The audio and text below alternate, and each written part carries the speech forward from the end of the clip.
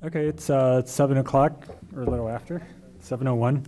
I'll call this meeting of the Urbana Bicycle and Pedestrian Advisory Commission to order. It's Tuesday, September 20th. Could we have a roll call?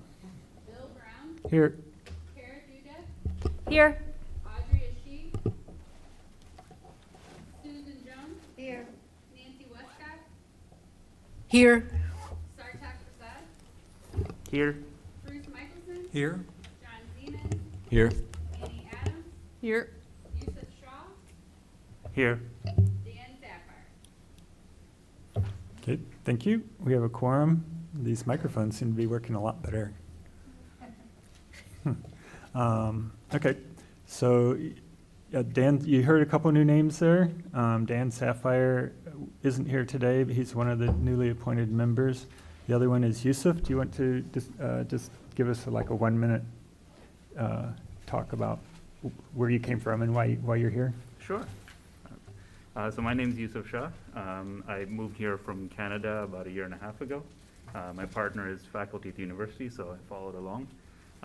I used to work as a planner, mostly regional policy, for the last 10 years around the Toronto region, and moved here for a change of pace and a change of career, but I kind of wanted to keep one foot in the planning and development world. And as someone who really, really enjoys pedestrianization and cycling and using transit alternative modes generally, I figured this would be a great way for me to get to know the community a bit better through a lens that I really care about. Great. It was almost like it was rehearsed or something, but it wasn't. You must be a teacher. Thanks a lot, and thanks for volunteering, and look forward to having a new face and some new ideas and perspectives. I'm happy to be here. Thank you. So next is additions to the agenda. Are there any changes to the agenda? Okay. If not, then we'll have next approval of minutes from the previous meetings from this past August. Were there any corrections or additions to the minutes? I just interacted with Lori. I'd like a minor change to what I thought I suggested at the end of my presentation on e-bikes. Substituting for 7A3, the recommendations there, recommends regular interaction among BPAC, the City of Urbana, and comparable units of the University of Illinois and the City of Champaign to assure coordination of development and policy with regard to e-bikes. I think that's what the urgency is. We've got to work together and not have the entities scattered. Okay. Was your microphone on? Is your microphone on? Sorry. Okay. It's still, okay, all right. Just read that. Read that again? Read that last Okay, part again. all right, I'm asking for this substitution, which I think is closer to what I was trying to say at the last meeting. Quote, recommends regular interaction among BPAC, the City of Urbana, and comparable units of the University of Illinois and the City of Champaign to assure coordination of development and policy with regard to e-bikes. Okay, thanks. And did you submit that in writing to Lori? Lori's already got it. Okay. All right. Anything else? Okay, with that change, is there a motion for approval? Moved by Bruce, is there a second? I will second that. Second by Sue. All in favor, say aye. Aye. Any opposed? That motion carries, minutes are approved. Thanks. Next up is public input. Is there anyone from the audience who wishes to speak tonight? All right, Jeff Yockey.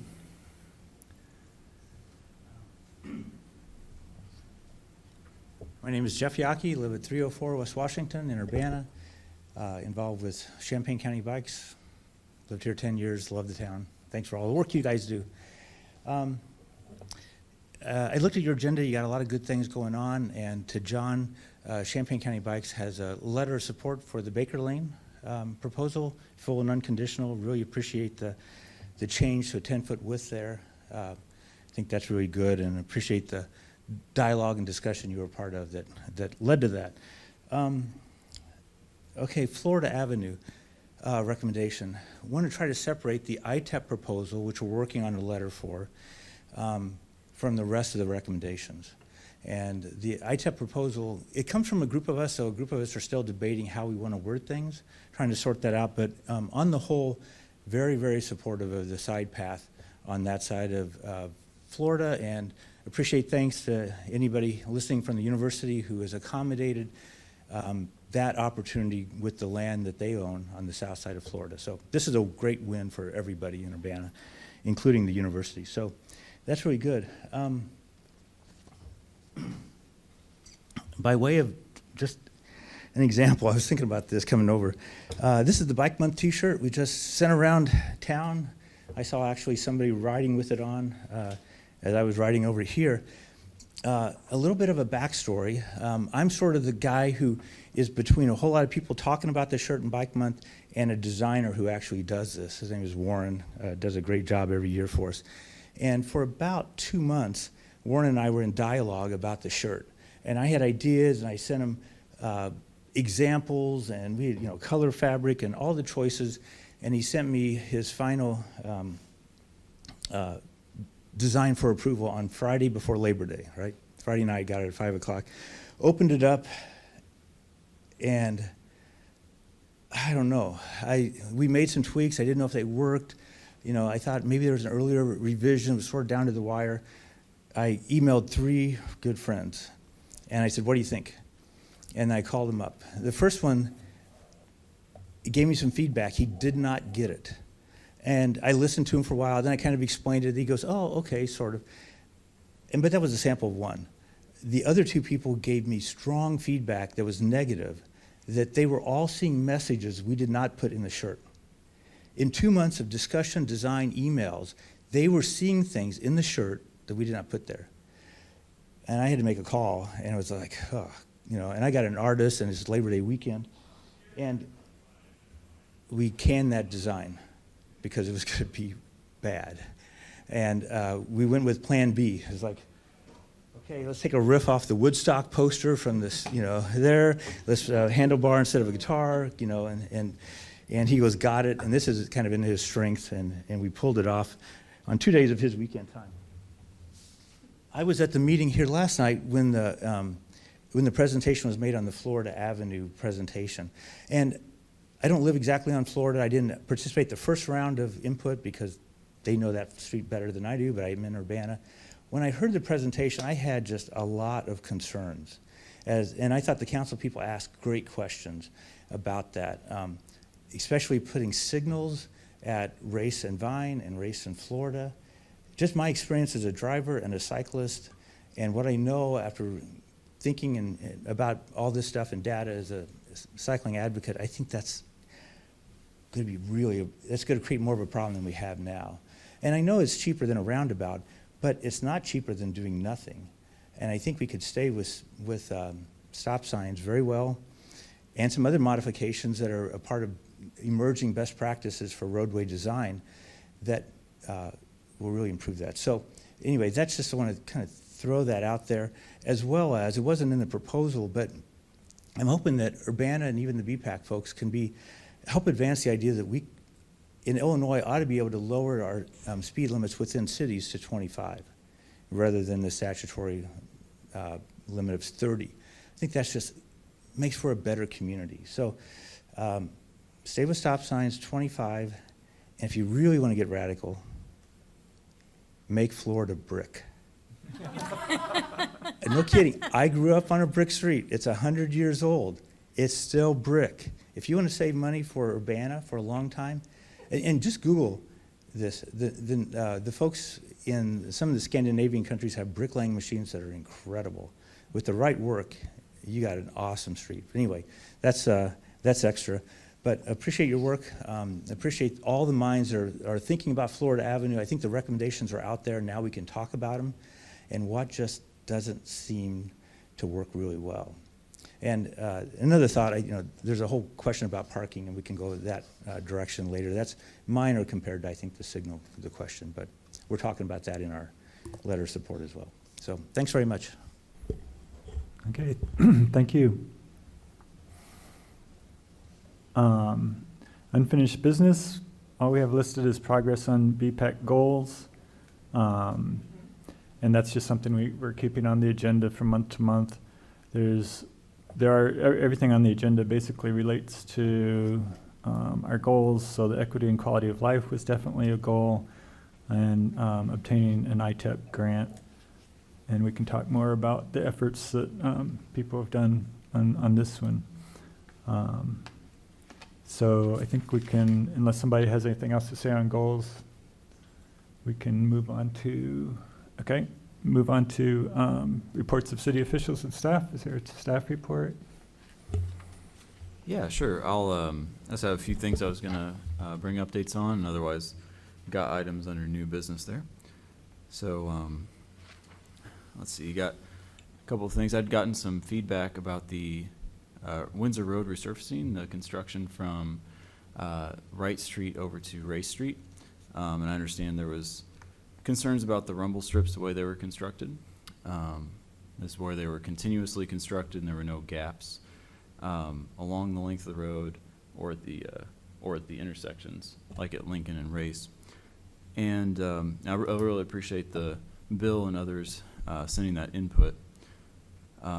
So I will say a couple of things on that. We implemented the rumble strips per IDOT policy.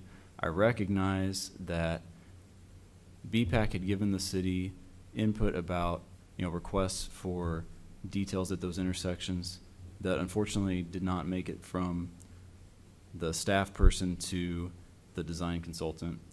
I wasn't aware of those recommendations until you brought them up, Bill. So do apologize for that, but got a couple things we're going to do.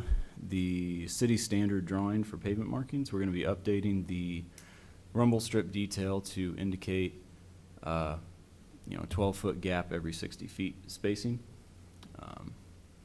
The city's detail has it where it's a pretty wide shoulder, so we've got lane stripe, rumble strip, lane stripe, and at least a 5-foot wide bike path, or bike lane, I'm sorry. So we'll update that detail. And as far as the rumble strips that have been constructed on Windsor, what I'm looking into now is see if there's a feasible, cost-effective material for filling in some rumble strips, try to put in some gaps, without having to go tear it out and start over again. But so yeah, an unfortunate timing of all that, but I really appreciate you guys bringing that up. Yeah, I think, so the IDOT standard for their, High Cross Road is those narrow rumble strips with the 12-foot gap every 60 feet.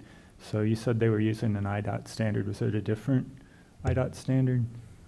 The IDOT policy is when the shoulder is wider than 6 foot, you would use a 16-inch wide rumble strip, and their standard has no gaps in it. Okay. Yeah, I noticed them when I was driving on the interstate. That's what they have on the interstate. Mm-hmm. But you don't usually see, you don't see bikes on the interstate in Illinois. Definitely. Yeah, I mean, everybody wasn't in on the emails, so just to explain, and in the bicycle master plan, it does mention bicycle-friendly rumble strips. So in theory, the consultants were supposed to look at our bicycle master plan and other documents, as well as consider public input.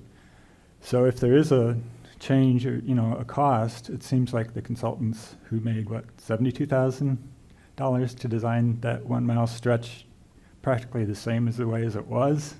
It seems like they should absorb some of that cost.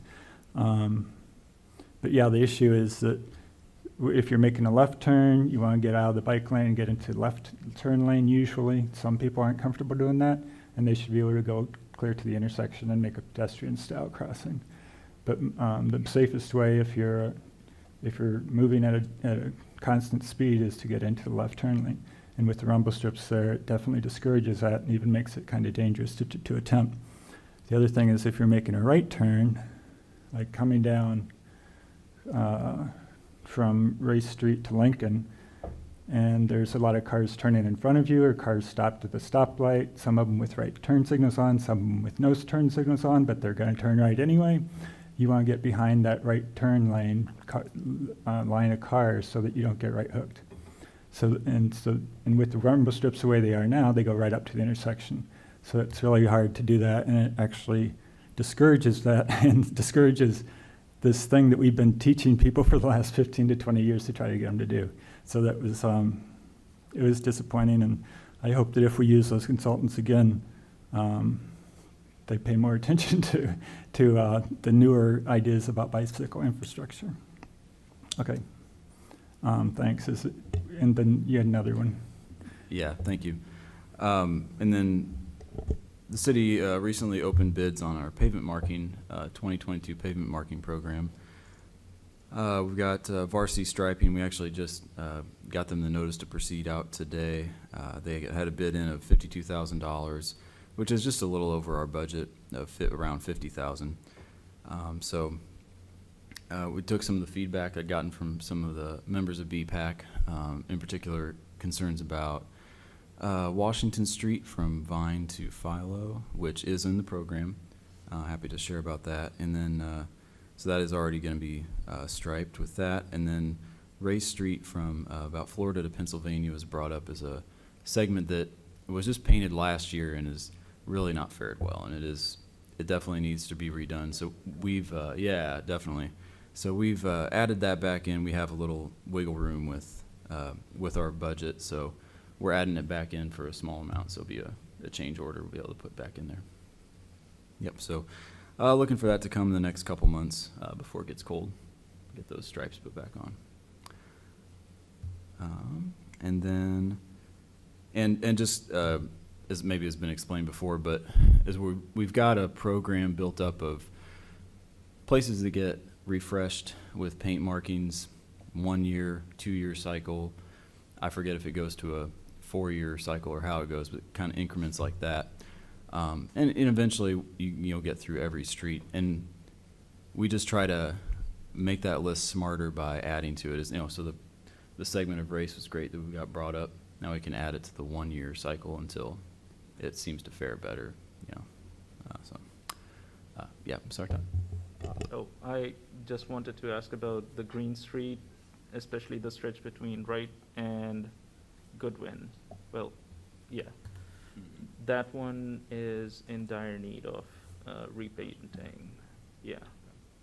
And I know like Urbana marked it again like last year, but I think like it should be in your 1 year cycle. Okay. And it should be repainted soon, because there is currently, like, if you go to right between, especially between Matthews and Wright Street, you cannot see any marking. Okay, thank you. We'll look into it. And then the last thing I just wanted to bring up, I hope everybody's been getting the emails from our IT director about the city email.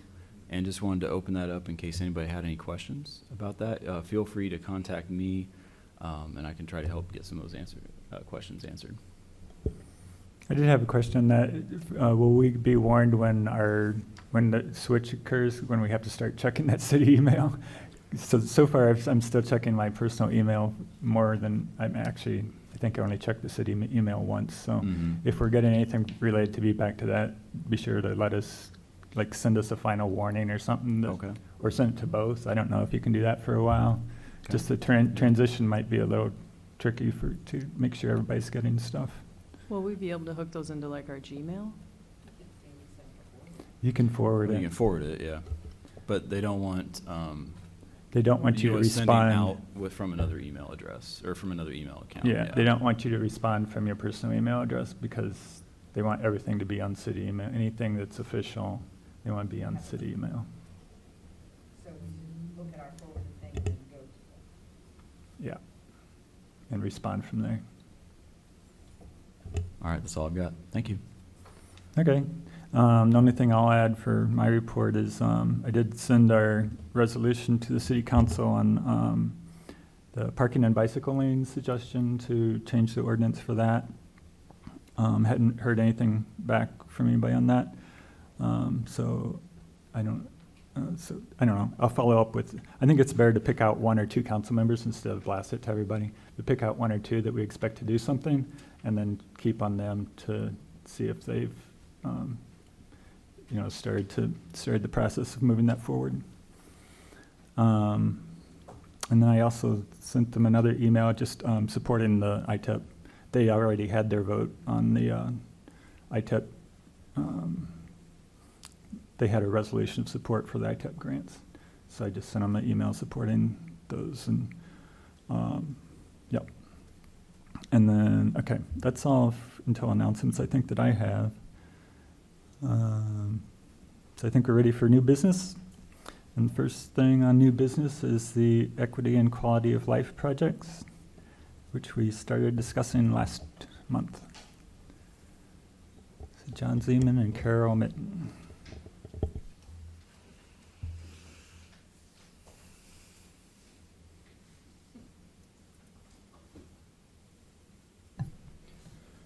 All right.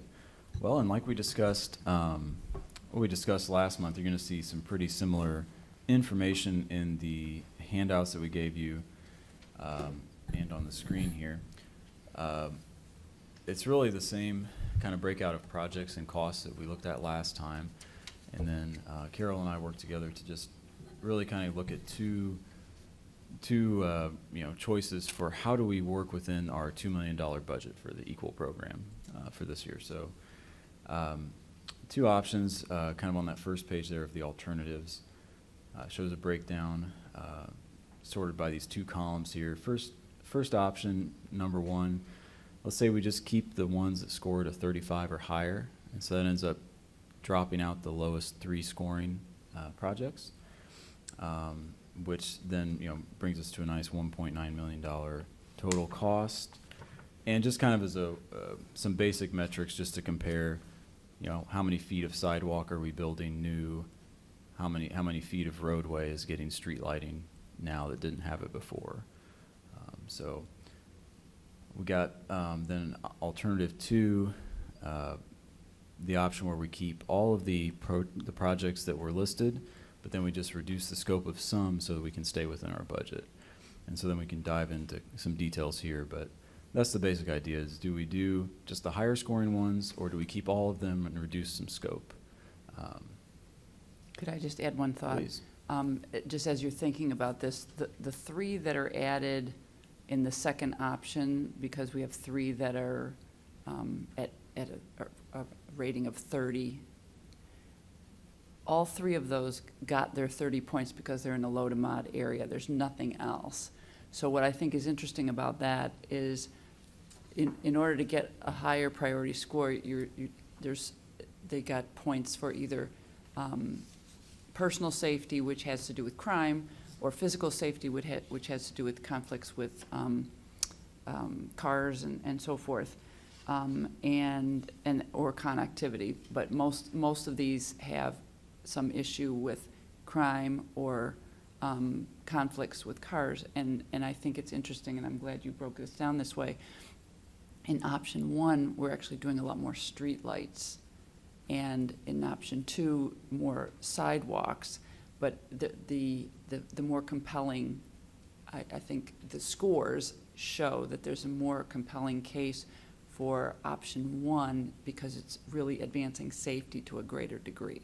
So just as you weigh it. But I know that there was a strong desire when we were here last time to touch as many different places as possible. So what we're looking for from you all is a final recommendation that we would then take to council and then move forward with implementation of whatever the final decision is. Definitely, yeah. And so, with that in mind, I like to step through these 2 options. I can pull up the map and we can answer questions. The idea of trying to get this program going, if we can get a decision tonight from BPAC, I think it'd be definitely in our benefit. And Yes. so the first option has more street lighting, but was some of the street lighting in that replacing places that already have street lighting, although it might not have been so great? That is true, yep. So a lot of that is the Florida Avenue stretch that you'll see we reduced that in option 2. There's a little bit of that, but it's not the majority of the street lighting. Most of the street lighting on this list is in new. Is new, yeah. that's not lit right now? Yeah. Okay. Yeah. Because that was, my first thought was, oh, that's a lot less street lighting in the second one. And when it comes to, like, visibility is, I don't know, it's important. Definitely, and I think we can get into kind of the details here to see how that plays out.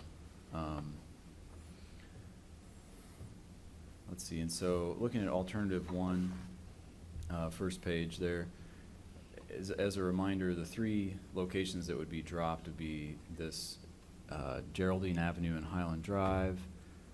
If I can pull up my map here, that is up here north of Kerr, west of Cunningham. It's kind of this horseshoe-shaped street configuration here. That'd be sidewalks on one side. So that would be one option, would be to drop that project, as well as the 100 block of North Poplar Street for street lighting.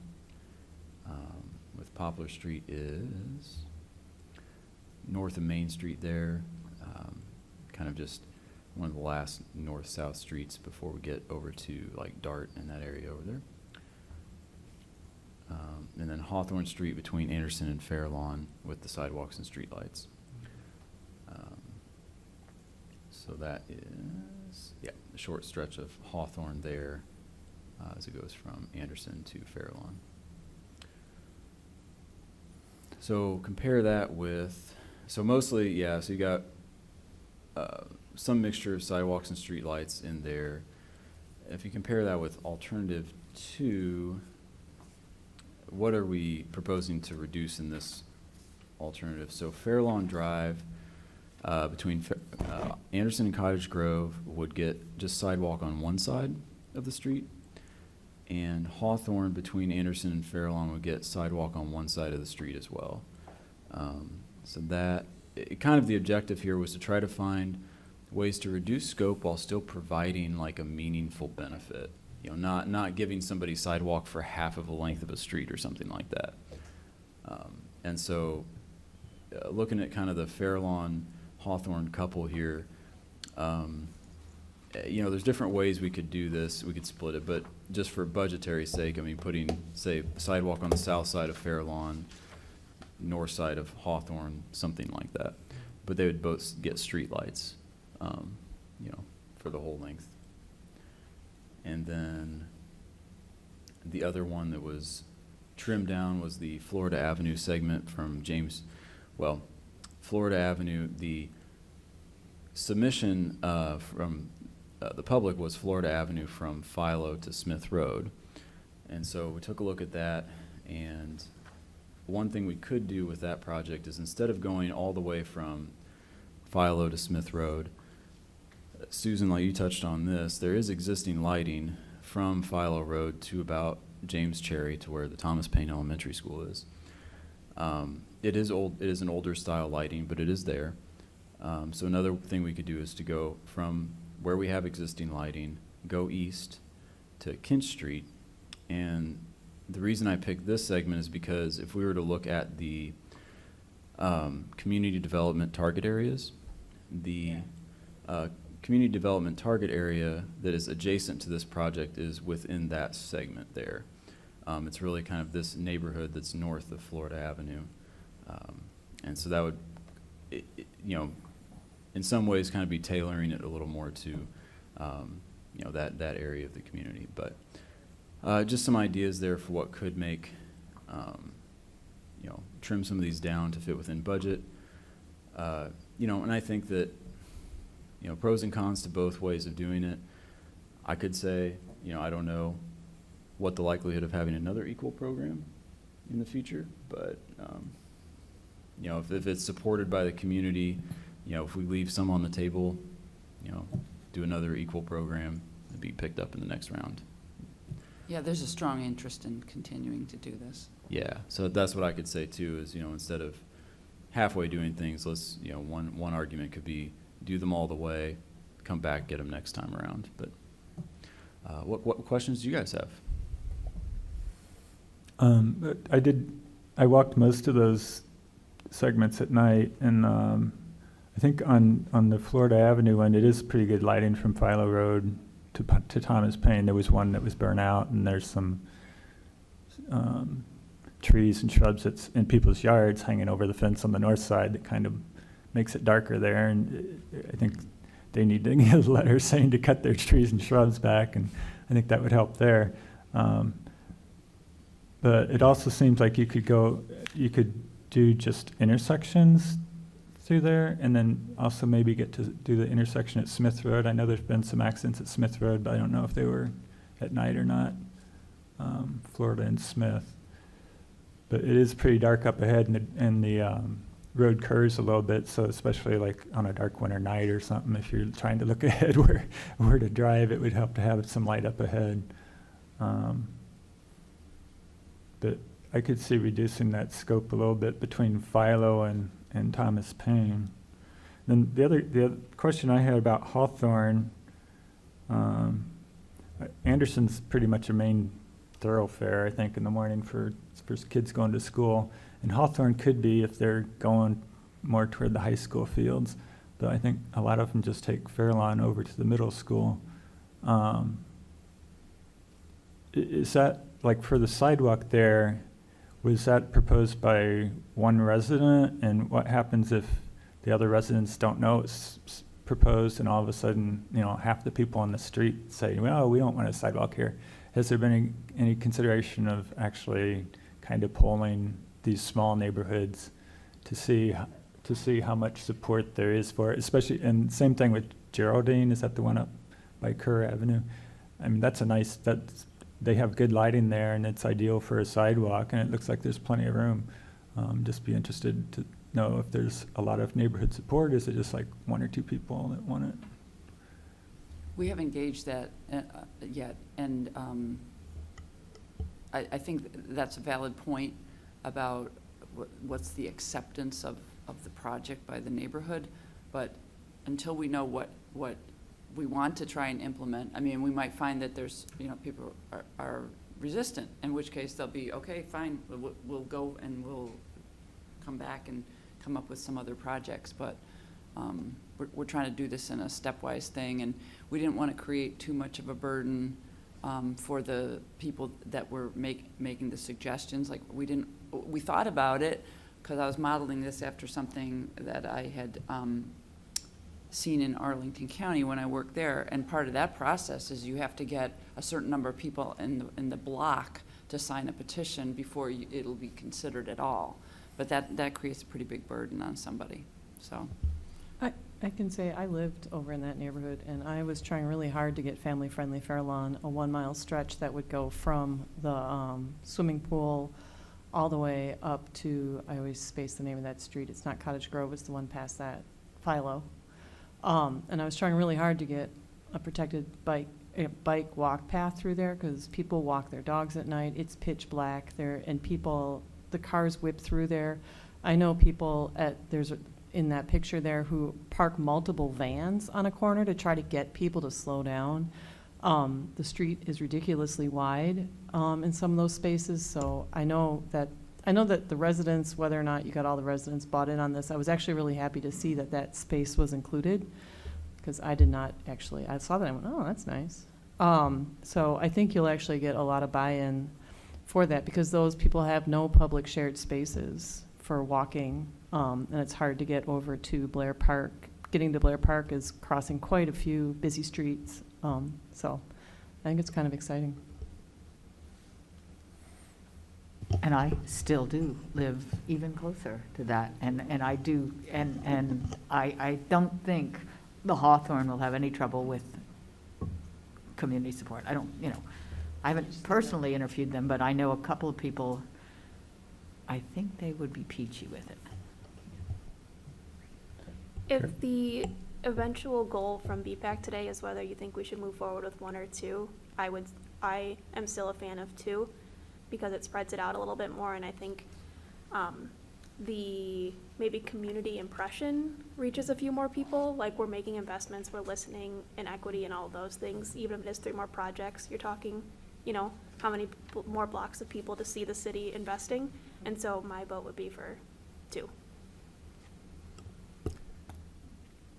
John, could you say a little bit more about the traffic calming strategies you're thinking about for some of those top items, where it's exclusively or primarily? What kind of construction are we talking about here to do that? Definitely, yeah, thanks for bringing that up. I kind of shaded those in the table there, and these traffic calming requests or pedestrian crossing requests, they're going to be studied further. They're not going to be ready for implementation at this point. We have, but we do have a consultant lined up for doing these studies, whether it's a speed study or something to that effect. So we're getting that started. Yeah, to then identify what would be an effective strategy for trying to mitigate speeding where it's found. Yeah.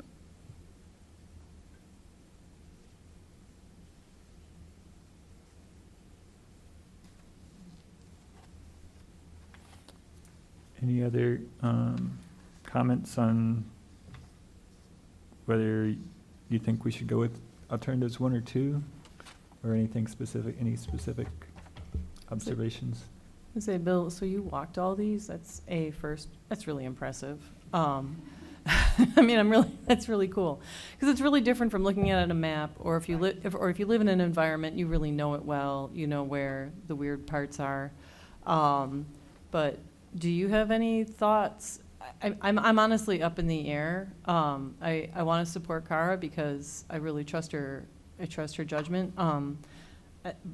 Personally, I'm up in the air because in some ways I love like beautiful done infrastructure. I feel it really sends a message of the Green Street infrastructure. You can see the vast increase in the number of pedestrians and bikes using that space because it was done well.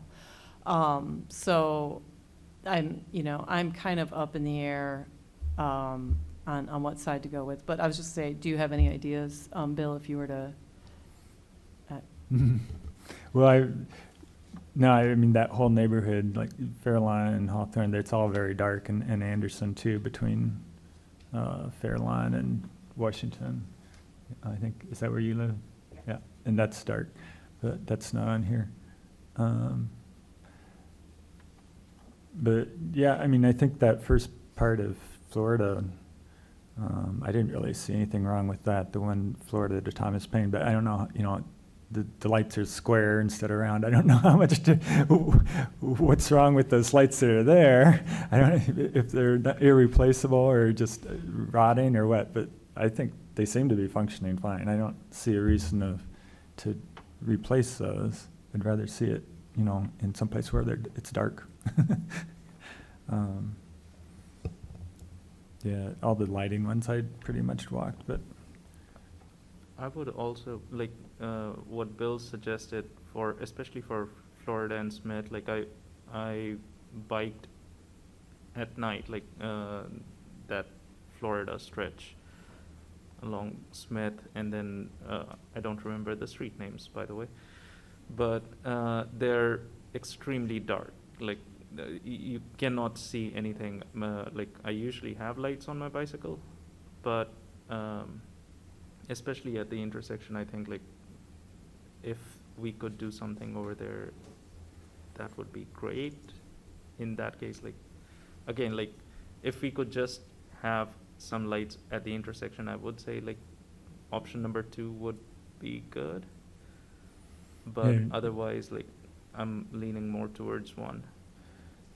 Kinch is really bright because Kinch was just redone, so those are brand new, and it's bright there at the corner. So I don't know, would there just be intersection light at Lincolnwood, Curtis, and Rutledge, or would there be more than that? Or To be determined. what?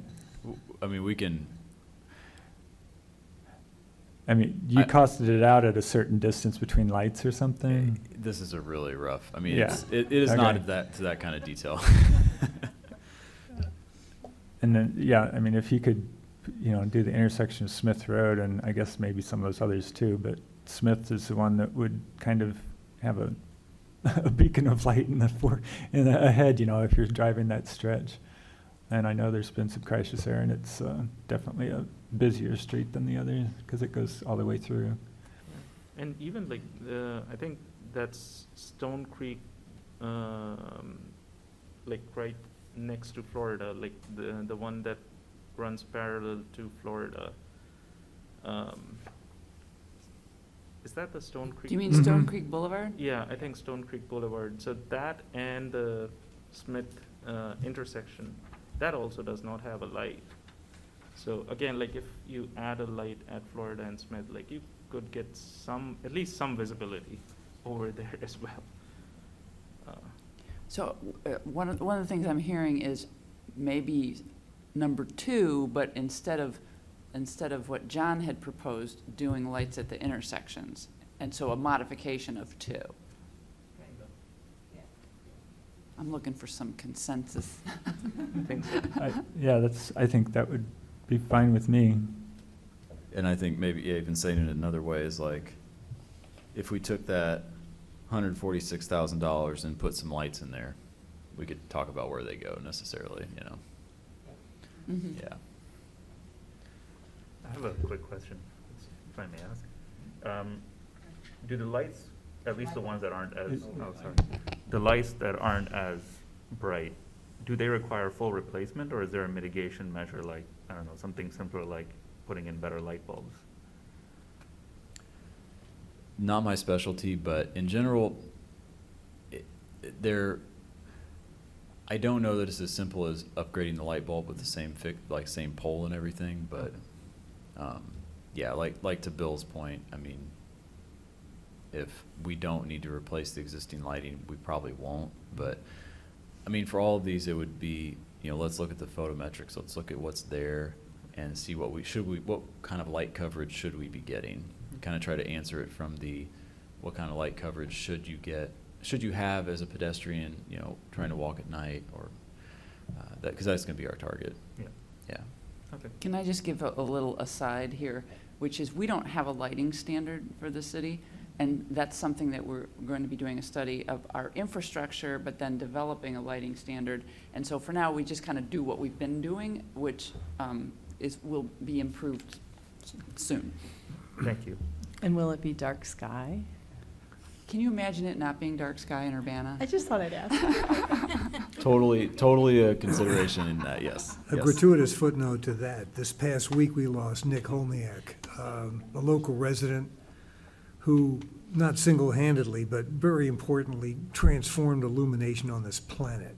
And in his honor, I think the more LED we can throw around, the better. I mean, the brighter, the better. So if when in doubt, I'm for pumping the wattage.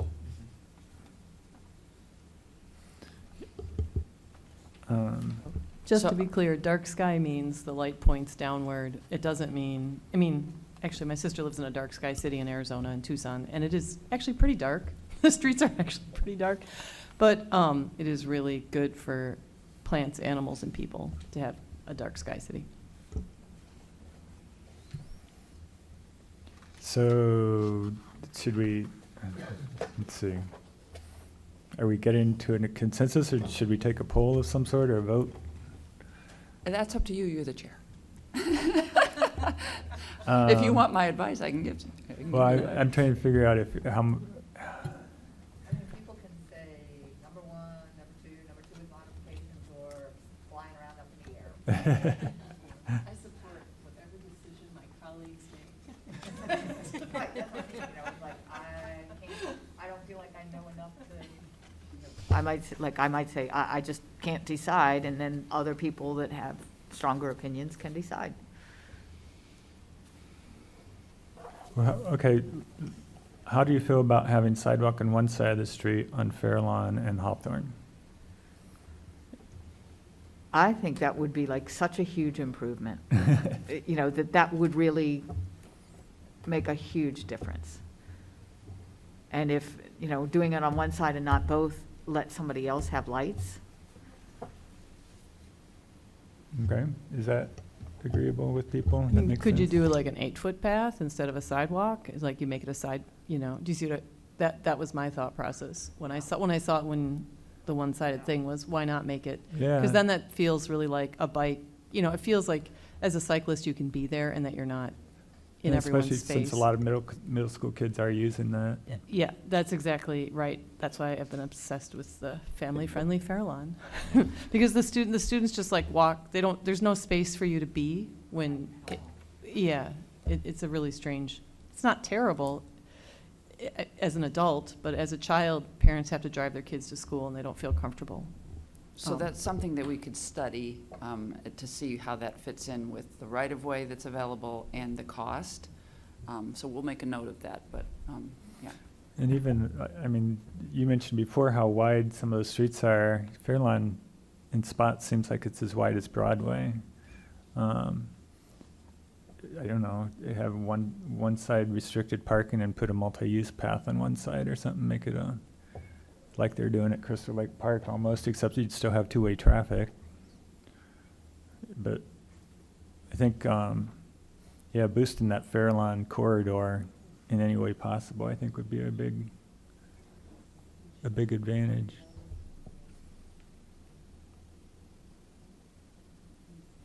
So that would be without sidewalks? It would be like a multi-use path. So it'd be, I don't know, it requires study, but considering how many trees and vegetation are in people's yards, it may actually be possible, but then people would complain about losing one side of the street for parking, but I don't know. It's potentially, but I know you also want to do this kind of fast, so. No, but I mean, I think it's a good suggestion. It's making the most out of something on one side. So, no, I like it. Because that's what we proposed when I was putting together, like the one, Gotcha. when I was talking to neighbors and trying to figure out how we could get something through, because you do have those super skinny sidewalks once you cross the street right by the school where the bus stop is. They're very thin, and that street we all know is like, if you've ever biked or driven on it, is a disaster at this point.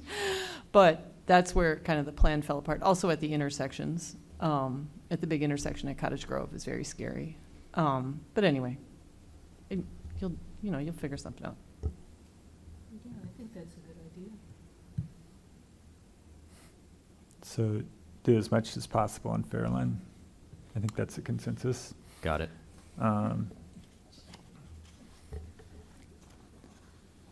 So I suppose it's possible that, there may be some in between if we boost up some of those other projects, and it's sort of a priority too, but with extra emphasis on Fairlawn, may have to cut back on, already reducing the scope. I think we just want everything. You're being consistent. No, but in all seriousness, I mean, I see this as we're getting the clear direction. We're gonna, if that's the vote, is like saying, go with alternative 2, for example. We've got the basic scope here, but we have a budget. We have all these projects. We have the details to work out, and this is me measuring the length of a road and applying unit prices to it. So we're going to find something different when we get to design, and that's where things are either going to be, either I was conservative and we have more space, or we don't. But that's I think that'd be a great time to Well, look John, at these ideas. Like the other thing I'm thinking about is like, say you did do family-friendly Fairlawn. You also have then those intersections that have no painting and no striping. Like you can put in this like beautiful side path, and then people are like, whoops, now I get to the corner and there's like nothing there, So that's also an additional cost when I was looking through all the little projects, and I was like, wow, there's just a lot of details. So, the saying, not to make the perfect the enemy of the good, we're trying to do good and not perfect. And because we could, I think we could focus on each one of these and talk about all the enhancements, but we really want to make significant change, and the way to do that is to get it done. So I think you've given us really good advice, because, as we work through the details, and thinking about, okay, if we're only going to be on one side of the street, what's the best way to do that? But I haven't heard anybody defending option 1, which is fine, and we have some tweaks for option 2 to make it better. So I think that might be it. Okay. So I will characterize this, unless somebody tells me not to, that the recommendation of Right. EPAC is option 2 with doing intersections along Florida rather than just that one section, not taking away any streetlights that are there. And we will take a look at doing an 8-foot side path along one side of Fairlawn. Okay. If Jeff from Marino was here, he would make a motion. Would somebody else like to make a motion? Sartek, can I give it a shot? Sure. I move that we go with alternative 2 with lights along Florida Street at the intersections and consideration of 8-foot sidewalk along Fairlawn. Okay. Is there a s- I'll second that. And there's a second by Sue. Any discussion? Discussion, further comments, anything? Okay. All in favor, say aye. Aye. Any opposed? That motion carries. Thanks. I think you have your recommendation. Thank you. Thank you, this is great.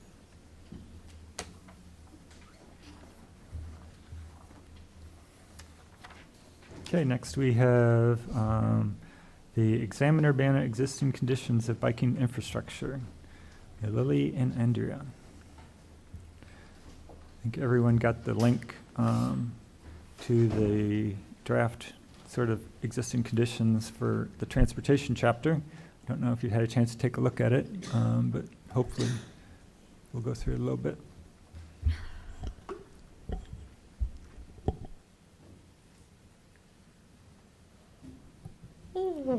Thank you so much for having us this evening, and thanks for looking at this in advance for those of you that provided comments. We really appreciate it. I'm Andrea Rudy. I'm the Senior Advisor for Integrated Strategy here at the City of Urbana, and my colleague. I'm Lily. Yeah, almost everybody knows Lily's been part of BPAC for quite some time. It's nice seeing everybody tonight. Yeah. I'm a planner. So we just thought we'd just kind of give a little overview first about what the comprehensive plan is, just to refresh everybody's memory and kind of go through some of that. And then the main purpose of tonight is Lily's going to share, the chapters of Examiner Urbana and go through that, and again, specifically the transportation chapter. So anyway, what is a comprehensive plan? It's really our community's vision for where we want to be in the next 10 to 20 years. The last time we did a plan was in 2005, so it's time to look at that again. So it's our long-range planning guide for the city, and it's designed to direct the future actions of the city. So it's a guide for staff as well as the council. It also includes strategies to achieve goals and objectives, and some of the things that can be included are land use, neighborhood preservation, economic development, transportation, social, environmental, and quality of life decisions. All of those get directed by the comprehensive plan. So some of the things that it's not. We get a lot of questions. People think it is something that it's not. So we'd like to cover some of those just quickly. So that it's not a document that regulates or controls the use of private property. I think that's a misconception of some folks. It's not a neighborhood plan, it's a community-wide plan that's integrated general community concerns across the entire plan. It's not a rigid document, but one that's regularly reviewed and amended. In fact, we've been talking about how often we should be doing a reevaluation of the goals and objectives to see what's being successful and what we still need to tweak to keep it relevant. It's not the only guiding document of the city. I mean, this group knows that more than anything, that it incorporates existing approved plans such as the city's bicycle and pedestrian plans and the climate action plan, to name a couple. And it's not a plan that sits on a shelf. We're committed that it's going to be an ever-present guide for making decisions that impact our city. And that's why it's so critical that we're now reevaluating our plan, because it goes back to 2005. And so we're still using that as our guide to make decisions today. We've also got a Q&A on the website as well. So if you go to imagineurbana.com, there's a Q&A there that answers some other questions. But just thought we'd go through that. So we completed the first phase of what we called Imagine Urbana, was really broad community outreach. Throughout the community, we tried to be as inclusive as we could, going to various neighborhoods. So these are some of the activities that you'll see here in this timeline, the different boards and commissions and council meetings that we had, in-person interviews, online neighborhood meetings. We had an urban planning class that was very, very critical in some of our outreach, both the spring and fall semester in 2021.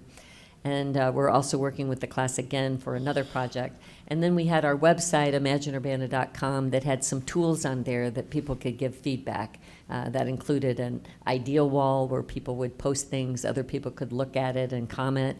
We had a places map where people could pin places, everything from, again, some of the things we heard was street lighting. People might pin an intersection. And then we had a survey as well.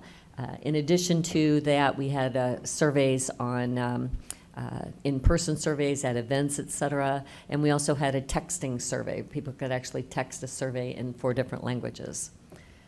So that takes us to our next phase, and we're going to be doing another round of community engagement, and part of that is, this is a project that Lily's been extremely involved with over the past several months, and it's called Examine Urbana, which is really looking at the existing conditions in various aspects of Urbana. So I'm going to turn this over to Lily. Hey, everybody. So if you have taken a look at it, awesome. I did get a survey done that was turned in today, and that was very awesome. Thank you, Kara. For Examine Urbana, if you get the survey link, it takes you to kind of a little bit of the scope. This is kind of something that is not comprehensive. It is to kind of tell someone about certain chapters or certain topics to explain Urbana. So there's 4 of them that are posted right now for review. And they've gone to, they're going to their respective boards and commissions. So, Arts and Culture went to Arts and Culture Commission. Energy and the Environment went to Sustainability Advisory Commission. Transportation is being reviewed by very, very lovely folks. And for this one, I'm going to just quickly, briefly go over it. These kind of can be long, and in the instructions for it, and when this is final in its final state, and posted, it will have instructions. But, I couldn't make this font big enough. Just please be patient while the whole page loads. So I'm going to click on this now. If you ever do get stuck, I'm also saying this for the recording if anybody's watching at home, but you have to kind of reload the page, and on the first couple times that you see the page, your computer will start to kind of cache some of the information, and it'll be faster to load. So slow scrolling at first, please. So it's an introduction over a lot of different topics of transportation. And again, this is kind of maybe not for the expert in transportation in Urbana, but it's really to get your person who's really concerned about arts and culture, really involved in that community, to see and learn a lot more about transportation and access. And so we go over some of the classics, the greatest hits.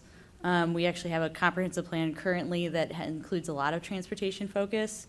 And that was partly too because there's some things that the last plan did really well, which was not be terribly specific to it. And so they allowed a lot of flexibility of making the best plan forward or best foot forward for Urbana. We have a little bit of the numbers, but for the most part, we tried to focus on the people in Urbana using transportation, their stories of doing that. I think if I scroll far enough, you can even see as you're introducing different forms of transportation, some BPAC members. Here's Bill Brown. Here's a lot of us, a lot of people of Urbana. Some streetscape and complete street work that has been done.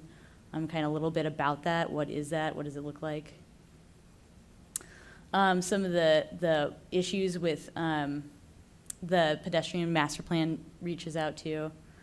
Some of the issues with walking in Urbana.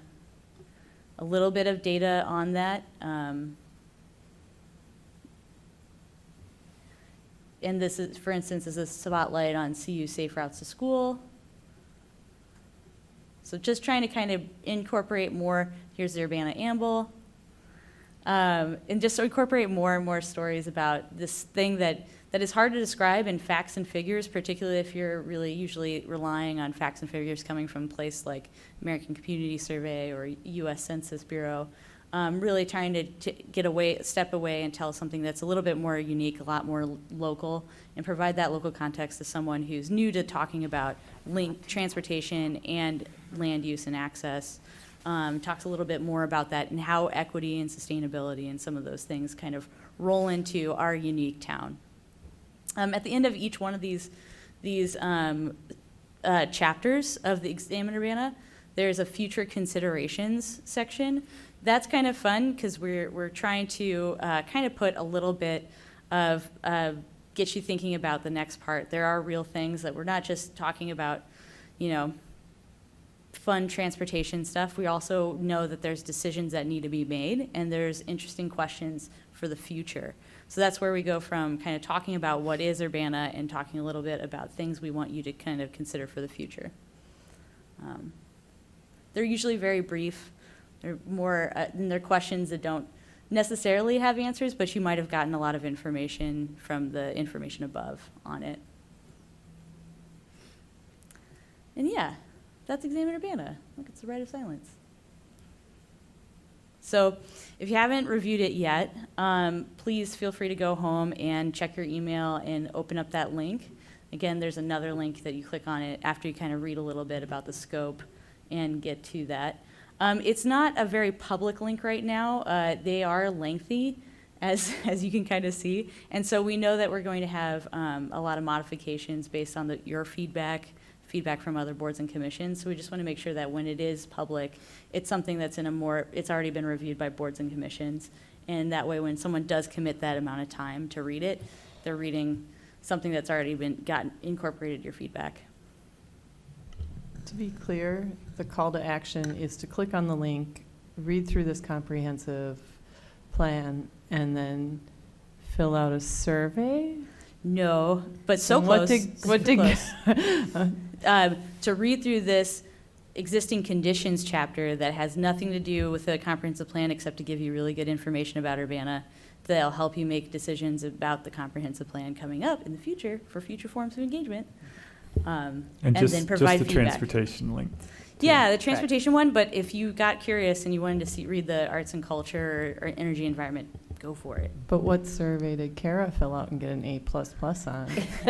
So that same website that has the link for Examine Urbana also has a survey down below. And it's just 5 questions, and it's really just kind of, hey, what did we miss? How long did it take you? Is this something that, there's something that we missed to cover that we really have to cover? Or is this something that, maybe we can revise or think about in the future?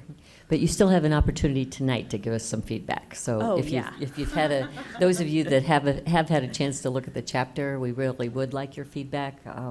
Everything from, first of all, this is the main topic here, Lily. You can ask this question. Oh, well, yeah, how long it took you to read the chapter, just to kind of keep your mind kind of in the timeliness of it. How much of a ask is this of your neighbor, for instance?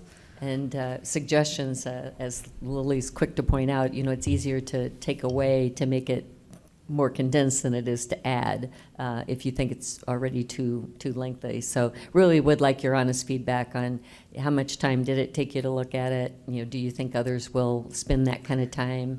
Are there things that maybe are more important that should replace some of that? But really like your input on that. Not to discourage anybody from recommending something to add, right? But the more we add to the chapter, the slower it will load, for sure. At the bare minimum. And we really want to know, did you learn anything? I mean, all of you are very close to this topic in many ways. Was there anything that was new to you, something that you found interesting? We'd like that kind of feedback as well. I don't know if anybody has that kind of comment. You feel free to interrupt me now and share. I was just sort of wondering if the focus was on transportation or events that happened about transportation. No, it's really just transportation, and there's different aspects of transportation. So kind of the first part that I just scrolled through was talking about just different kinds of modes, and you incorporate Because I a was lot of noting, like, you event had the stuff. pictures of the ride Yeah. of silence and pictures of all these Yeah. events, and that might be something to trim. Yeah, definitely, certainly, though a lot of those events photos, they do have people using that kind of form of transportation, and that's really helpful for, it's rather than, for instance, when we talk about recycling, sure, there's like a recycling bin somewhere, but it's really the star of the photo is really the people being around that and interacting with that first part of the front part of their yard. So we are trying to kind of keep the pictures of the people who are actually doing the transporting of or recreating, and talking a little bit less about the act of transportation but there's other sections too later on. For instance, we go into the CIP, we go into prioritization process for projects, we go into a lot of different aspects. We do a quick land use thing about grocery store and convenience store access, and what are our frequent MTD routes. So, and the overlaying that information, kind of talking about what are some of the barriers that this does show, and some of the barriers that this, that mapping process doesn't show very well. And keep in mind that what we really want to use this for is the next phase of community engagement that's really going to get into deeper topics about, if a decision's made on this, how does that affect another area of the city? And so this is going to be background for them, specifically related to transportation. So it's really, I think we've talked about, many of you are so close to it, but it's really for your neighbor. How's your neighbor? What does your neighbor not know that needs to know about the city of Urbana's transportation? Okay. I crammed a little bit before dinner, and I read it and I thought it was really interesting, but I got down to the questions and I just kind of skimmed through them, but I was sort of perplexed as to what I was supposed to do with the questions. I think you're talking about the future considerations. Is that, yeah, the Yeah. future considerations. It just kind of, I was like, well, it just was not clear to me, and they seemed, I was cramming, so they seemed kind of similar, and I just kind of got really lost good. at that point. That's really good feedback, and that's something that maybe I can tweak the language before you go into the future considerations, like a little bit more helper language. a little more about, lead in. This is just something to think about. It's the things that after you take in some of this information, say you're someone who's not very close to this, and you get this broad overview of this topic. Kind of keep this in the back of your mind, because tying it more closely related to topics in a comprehensive plan. Mm-hmm. And another question just to think about is, what were some takeaways that you, after reading that, what hit home with you, some of the things that you'd like to share? And then we also had the question on future considerations here. I'm glad you brought that up, Nancy, that, do you look at those questions and do you recommend more or less? It's really to get people thinking, what they need to be thinking about in the future. So anyway, for those of you, we will love to get your comments for those that haven't read it yet, and for those that want to look at it again, please give us as much feedback as you can over the next probably couple of weeks. If you could give us maybe by your next, let's see, you only meet monthly, so maybe midway through your next meeting, if you could provide us feedback by then, that'd be great.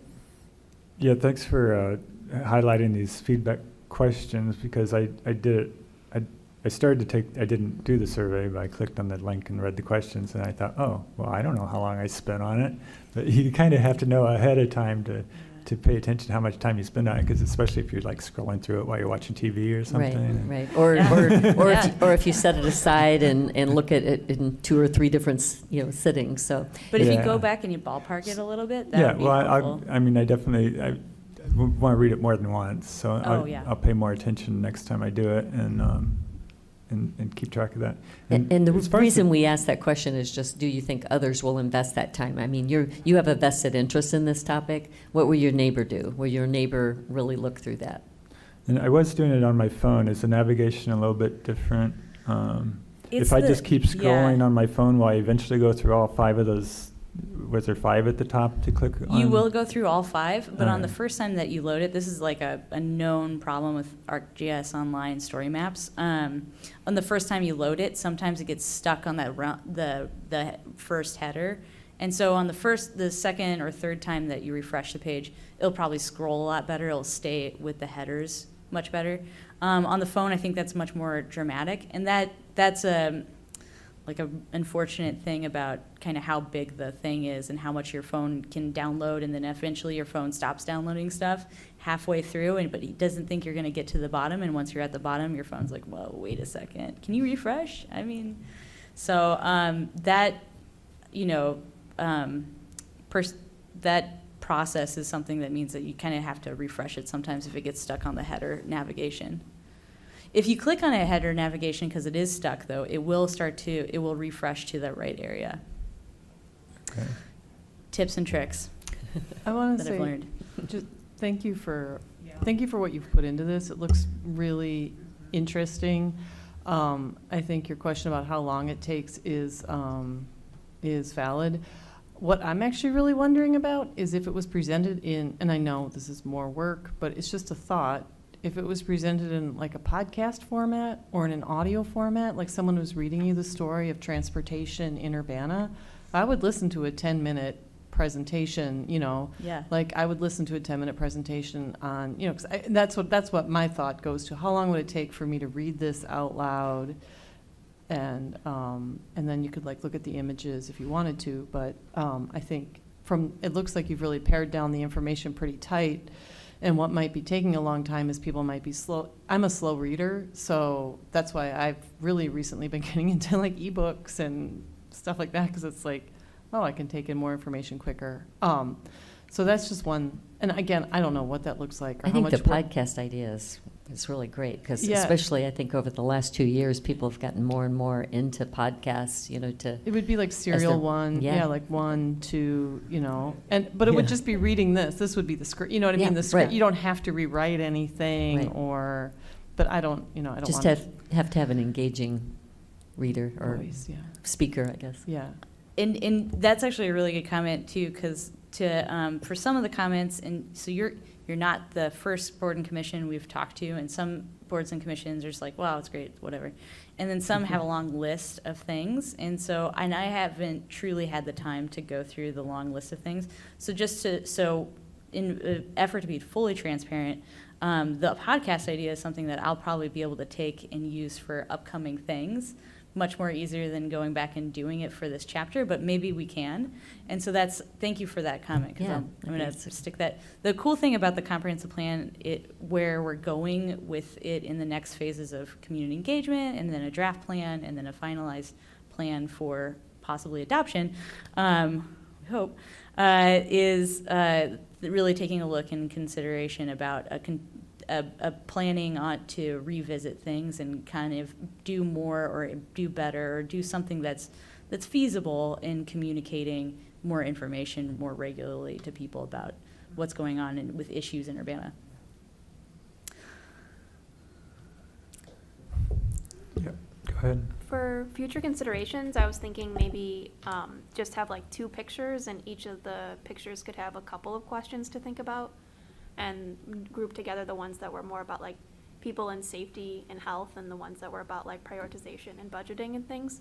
And then I think that you will at least, you know, reduce by 4 or 5 or 6 the number of slides you have. And I also think that at the length it is now, people may not read the whole thing, but you could look through it and imagine that what are people seeing if they're not reading any of the words and they're only looking at the pictures? Are they getting the full representation of what you're conveying, and can they see themselves doing it? Kara, that's a really good point. That's one thing that we're trying to spend time on. We're now doing a report of that first phase of community engagement and trying to make it that if somebody just does look at pictures and charts, that they get the same takeaway as they do when they read the text, because some people are more visual than others. So it's a really good point.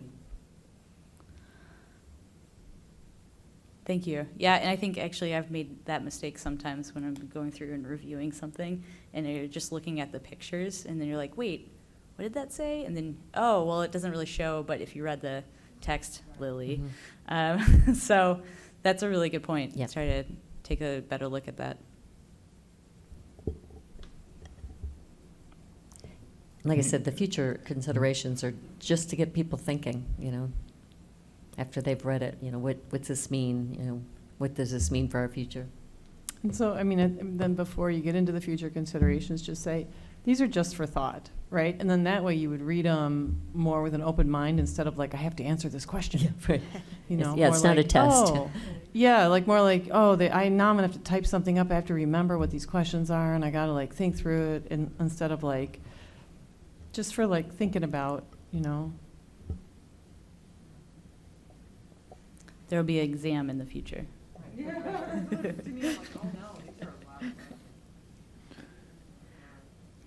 have to credit Lily with the Examine Urbana takeoff. Imagine Urbana was our community outreach, and to name this Examine Urbana, in most comprehensive plans, they're called existing conditions. And it's like, what is that? That was And, written by an very- engineer. It's a planning term, That right? was No offense to the planners over here. And Lily's a planner, so she's the one that came up with that. I think it's Yeah, that's just great. more And I think engaging. It also, I think, alludes to the fact that Urbana is more than the structural makeup. It alludes to there can be a culture in Urbana that you can examine as well as just the infrastructure. Absolutely. And I hesitate to mention it because I don't want to bias people that haven't seen it yet, but in the introduction, I was a little surprised that VO Ride kind of got prominent first. I don't know if this was prioritized or anything, but it seemed like kind of high up on the list and maybe a little bit too much information about VO Ride, but that's just something. That's really helpful feedback, because there's a couple of folks who are not on BPAC who are transportation-oriented members of Urbana, and I was told that I didn't have enough of VO Ride information. So thank you so much, and we're just trying to balance it. And maybe it's the order or something. It just seemed kind of high up in the Yeah, we can look at it, introduction or especially as you something, I said, don't if know. it's in the intro, maybe we cover it later. But I definitely will spend some time going through it. Great. Well, we really appreciate your time tonight, and yeah, if any questions along the way, or just put it in the forum. You can send your feedback to our joint, we've got a joint email, Lily, what is it? Imagine Urbana. Imagine Urbana. At urbanaillinois.us. Yeah. In some of So instead of one of our names, it's just Imagine Urbana at urbanaillinois.us. And we'll get it up, that way both of us will see it. Questions or comments, or everybody understand your assignment? Yeah. Okay. Should you choose to accept it, right? Great. All right. Well, thanks again. We really appreciate it. Thank you very much. Look forward to your feedback.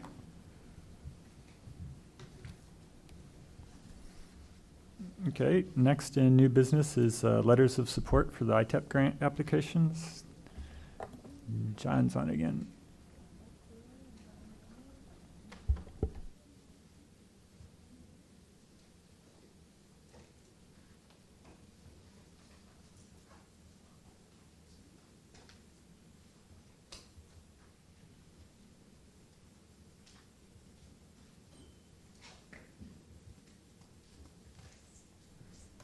Okay.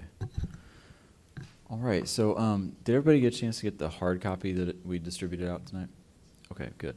Well, I really appreciate members of the commission looking at these drafts. Before the meeting, I got a chance to get some feedback from people and tried to incorporate the feedback, so thanks to each of you who sent me some.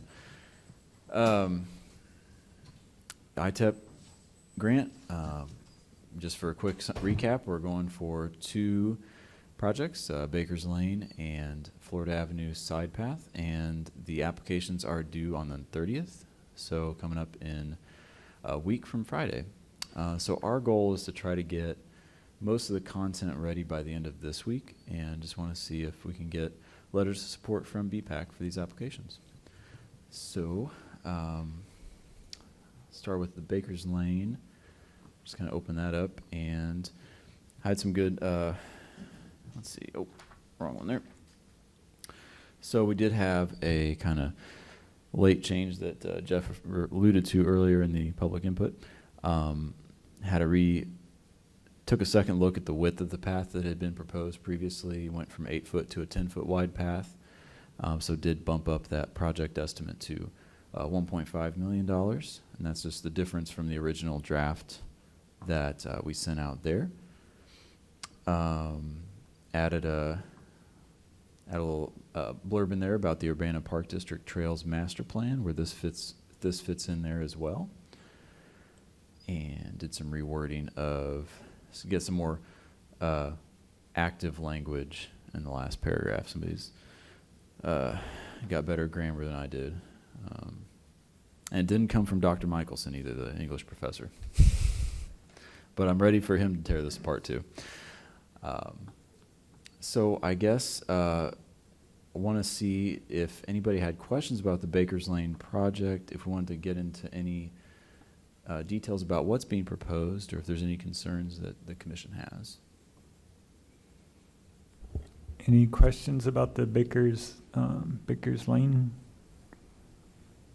I guess maybe Carol would know how it fits into the plans for Weaver Park. I think eventually they have a whole circle planned. Was that planned for 10 feet wide? Is that what the standard is now for parks? In some places it's 8 feet, and in some places it's 10, but the 2 ITOP grants that we've applied for have been 10 because of the transportation thoroughfare aspect.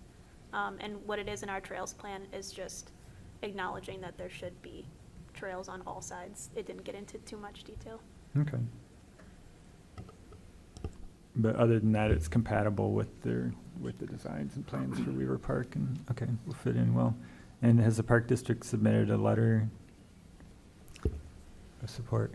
Yes. Okay. Yeah, so we've been talking with the city about like the right-of-way for Baker's Lane. I understand it's not that wide, and Yeah. so like in order to make it a little bit more recreational and not just a straight north-south path, we're gonna work cooperatively. Okay. And We're gonna put some bobs and weaves in there. We're gonna make it not straight. Did you get a letter from the school district too? I had run into Dr. Ivory Tatum, the superintendent, last week, and understood that she was getting them ready. I just haven't gotten them yet. Okay. Mm-hmm. Yeah, and so showing the map here on the screen, just as a recap, it does will go along the north side of Washington as well, connect to the proposed health and wellness facility by the Park District, bring it back east to Smith Road, and then run up this Baker's Lane alignment and terminate there at Main Street. Yeah. John, the hardest hitting sentence in here is the assertion, the proposed Baker's Lane multi-use pass will cut the travel distance to these schools in half and greatly increase the safety of neighborhood children and adults. Is that figure right? It will cut it in half? I mean, more or less, I mean, I hope so. I mean, it's a great assertion. I just don't want anybody raising an eyebrow and looking at it. I think that one's is probably, That is a if you're good one to coming ask. from, what road is it that crosses there? Is that's Smith Road on the north, right? It crosses University and Main. So if you're coming from the north side of 150, you either have to cross there or you have to go clear down to like where the Kickapoo Rail Trail comes onto Main Street, and that's not very safe for pedestrians there. So you'd probably just come down Smith Road, and then if you wanted to go to, say, the Health and Wellness Center or Prairie School, you either have to go over to Dobson, which wouldn't be twice as far, but that's like the second condition where it's either down Dodson, which has no sidewalks, or the safer route would be take the sidewalk clear down Main to Lehrman and then to Washington, and that would be double. Okay, if we can leave that in, I urge we do, because if you're scrolling down at a pile of proposals and you see a line like that, that's where you say, okay. I think Bill's showing his hand. I think this was from a draft that Bill wrote last time it was applied for, or had a hand in possibly. Okay. That's my I guess. thought it looked a little familiar. Yeah, so you caught me. I No, copied this letter. I wasn't nitpicking. It's No. great, let's leave it in there, okay? Yeah, They yeah. want to come out with a tape measure and check it, they can do that. Yeah, this would be fantastic. I used to get to the Kickapoo Rail Trail going through Dobson, you know, that whole other alternative route. I mean, now I do Learman to Maine, or I cut through the park to get over. So this will be really exciting.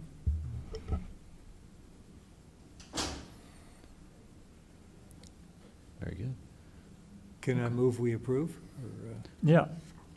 Yeah, And let's do them one at a time, I guess. Sure, and yeah, we can do it 1 minute at a time. And I was gonna ask the question, does it make the most sense for it just to come from Bill, the chair, like we've been doing? Yeah, so, yeah, just move to ask the chair to submit this letter of recommendation to Secretary Osmond, something like that, Yeah. on behalf of BPAC. You want to try that? And the other option is to actually write a resolution, but it's a little bit more involved and a little formal and stuff. This is probably more what they're used to getting. And does it have any impact if, like, BPAC is made up of people who belong to the Park District, the University of Illinois? Does that have any?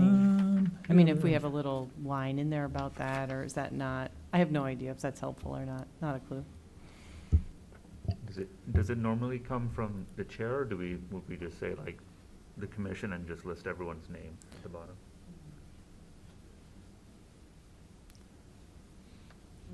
We could do, or do you want to add with the unanimous support of the? yeah, the maybe BPAC, on the signature line. Yeah. Yeah. Assuming we get Unanimous that, endorsement yeah. of Something BPAC, like comma. approved, Mhm. approved on September 20th or something like that. Can do.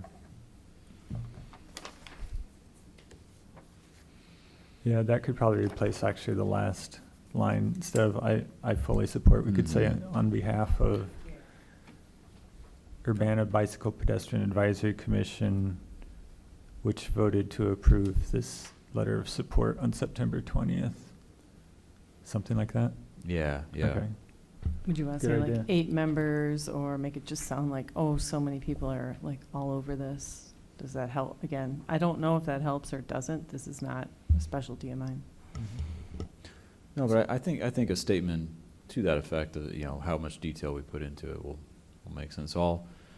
And I can draft that up and Bill will send it your way. Okay. So is that a motion? So moved. Okay. So moved. Is there a second? Second. Okay. Moved by Bruce and seconded by Sartak. And do you need to have the motion repeated? Okay. The motion is to, if you let me, is it okay if I phrase it? Okay. I think I know your intention, to submit, or wait, to approve the submission of this letter of support on behalf of BPAC for the Urbana Bakers Lane project. Did I say that right? Is that okay? Okay. And is that okay with everyone? Okay, all in favor of that, say aye. Aye. Any opposed? That motion carries. Okay. Thank you. Thank you. And you want to go? Let's fly across town to Florida Avenue. And yeah, so got this side path here. We got, like we've discussed at times, south side of Florida Avenue from Lincoln to Race. And as far as the letter itself goes, just got some nice additions from the commission. That's Baker's Lane. Excuse me. Yes. Okay, so yeah, I got some nice additions, suggestions of kind of making a more better flow to the order of these paragraphs. Added some other destinations within here, like kind of naming the residence halls, the Arboretum, good catch on that one. And yeah, some more active voice there at the end. Otherwise, more or less what we sent to you earlier.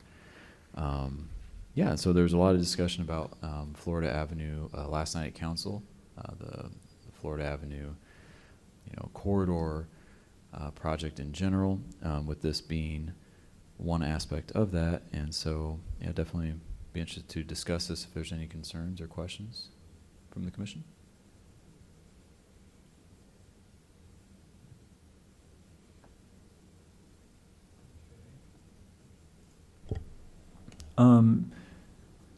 Would the design for this be much different, whether there were signals at the intersections or not? No, not really. I mean, I think that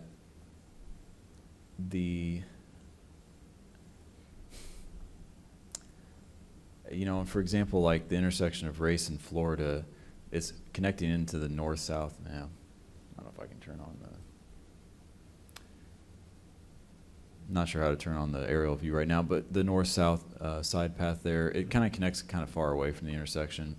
I'm not sure that, the overall plan would be, like currently with the intersections proposed, it'd be kind of improving the turning radii, so cutting some corners there at these intersections, but not a large change in the footprint of the intersection, at least what we have right now.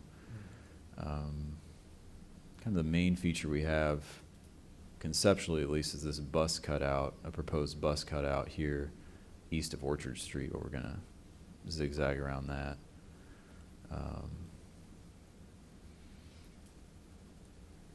Dodging trees with this swoop here, but yeah.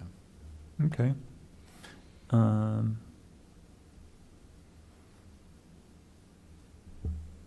Yeah, and from my perspective, the destination list just seems a little heavy on recreation and not much on work, but I don't know how to phrase that. Because, I mean, I think... the list. Maybe, I know people that commute that way a lot, and, if you live at Orchard Downs or even in South Urbana, east of Race Street, that's a pretty common way to want to get to campus if you work on campus. I'm sorry, Bill, I missed the first part of your statement. Just that it seemed to focus more on recreation and maybe students, but, division of athletics. It mentions, maybe if we could, it actually connects to the research park because we have a side path on Florida the rest of the way. Yeah. So I think mentioning the research park might help bring in the kind of work. Or maybe even just to simplify it as like, or maybe a simple statement of like the university being like the largest employer. Employment Yeah. Right now, there's literally no way to use that street if you are on a bike. And I live at Carl, so when I go pick up my CSA, for example, I go through Bliss Drive, which is a beautiful abandoned street. But when I come up that side path on Race Street, I have to go through Bliss Drive because I would get to Race Street and I would have to maybe cross the street and then go over and do it's crazy. So there's literally just no way to commute or use West Florida Avenue. You always are using other alternatives. There's no way to, when I train for a half marathon, I just run through the President's driveway. There's just nothing there right now. And the sidewalk on the other side is so thin, it's dangerous to bike on, especially with the cutaways and the cars coming. They're not going to see you. And walking on it's okay, but again, it's very thin, so you're walking single file, and it's very uneven. So this is a massive improvement and really opens up the space for people even exploring Urbana or feeling like Urbana is a welcoming space for them instead of when they cross Lincoln Avenue right now. There is no place for them to be other than in the grass. And so, Bill, what I was hearing in that comment was more of an emphasis on like employment, residential, like connecting, residential areas to places of employment. Yeah, potentially. I think there should be a little bit more emphasis or a little more mention of employment or employment destinations or employment centers. What do they call those? I guess employment centers. The planners left. No, Yeah. Cat's here. Largest employment. Yeah. But yeah, I commuted through that intersection, Lincoln and Florida, to Vet Med all the time, and usually I would keep going north, but if the light changed, I'd rather go east, and then, I end up using the president's driveway as a refuge so that I can get up to, There you go. yeah, so. Yeah. Or like when I'm biking up Florida Avenue, when I go to Champaign to run errands, and then I come back on Florida Avenue, I cross Lincoln, I just cross over and go to I mean, there's nothing. You can't, like, sometimes I'll try to bike, yeah, it's nasty. Sometimes I'll try to bike and I'll just quickly try to cross the street into Busey. But there's absolutely nothing there for pedestrians, cyclists, runners, anyone, children, and So- Orchard, yeah. So we can leave it to you to come up with a sentence about the Just say, there's employment. absolutely nothing there. Employment. It's nasty right now. It's just nasty right now. Yeah. I think that will fit. Or we could all put in 2 All the words good and see what comes out, you know. Yeah. Yeah. Okay. To zero in maybe just a bit, I mean, that last sentence, third paragraph, identified in the 2008 bike plan as a missing connection to the community's major employment site as well as many other heavily used destinations. Something Oh, there you go. high use. What's that? Commuter. The word commuter. That's a good word. Okay. I don't know if this is getting too much into the weeds, but looking at it, the sense is that when you talk about graduate housing, I guess you have family housing there, but I definitely just kind of travel along that path to get to the park below, the Arboretum. I do notice a lot of families with kids walking around the Orchard Downs area, and kind of just trying to loop around. Like, they can walk right through, but sometimes occasionally I'll see people trying to loop around. And so just providing a safe path for families with their kids to get to some of the trails there. I don't know if that needs to be highlighted, but I'm in that group, so. Yeah. No, because because it has a regional purpose and it has a very local purpose too. Yeah. And then the same treatment at the end like we did for the other one. Yeah. Okay.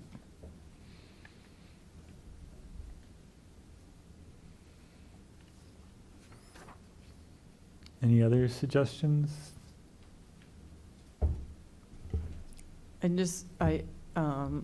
I shared on the WUNA listserv a quick email regarding the Florida Avenue project. And I just said, as a commissioner, I will be advocating to not signalize the intersections. It's statistically proven signalized intersections are more dangerous. Why? Too many choices, too fast of speeds for all road users, especially those outside of cars.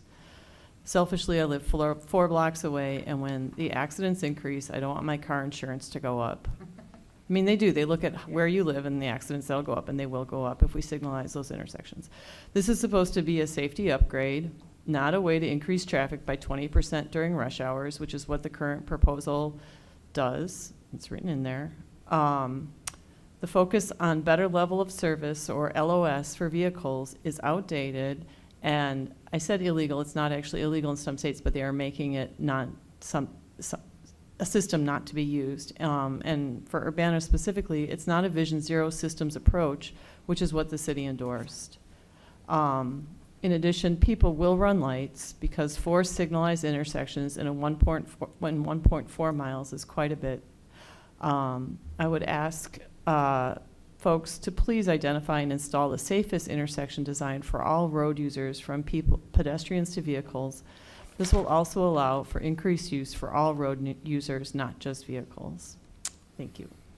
So for the corridor study, they're still taking like a 3rd round of public input for the next couple of weeks, right? That's right. So should encourage people to submit public input for that.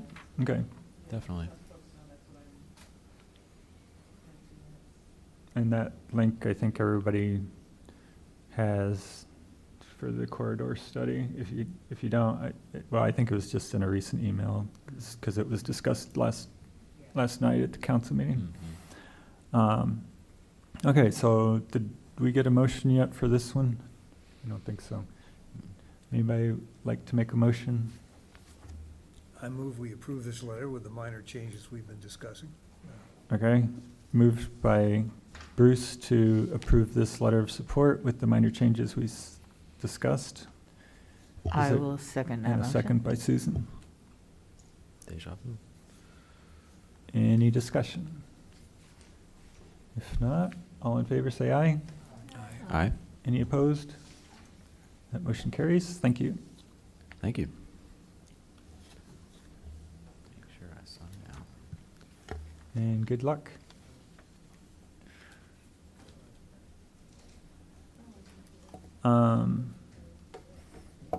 Okay, so announcements. One, I was going to mention the Florida Avenue input for the corridor study. Be sure to do that.